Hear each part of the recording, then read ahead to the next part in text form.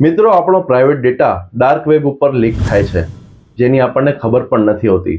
પણ આને ચેક કરવું બહુ ઇઝી બની ગયું છે. બસ મોબાઈલમાં જઈને ગૂગલ એપને ઓપન કરો, ટોપ રાઇટમાં આવેલું પ્રોફાઇલ આઇકોન ટેપ કરો, ત્યાર પછી મેનેજ યોર ગૂગલ એકાઉન્ટમાં સિક્યોરિટીમાં જવાનું. હવે નીચે સ્ક્રોલ કરો. અહીં તમને દેખાશે ડાર્ક વેબ રિપોર્ટ નામનું ઓપ્શન. એની ઉપર ક્લિક કરવાનું રહેશે. જો ફર્સ્ટ ટાઈમ હશે તો સ્ટાર્ટ મોનિટરિંગ નામનું ઓપ્શન હશે, એની ઉપર ક્લિક કરવાનું રહેશે.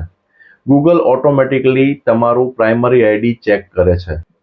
જો નામ, એડ્રેસ, જન્મ તારીખ, ફોન નંબર કે અન્ય ડિટેલ પણ આની અંદર તમારે એડ કરવી હોય તો એ પણ કરી શકો છો.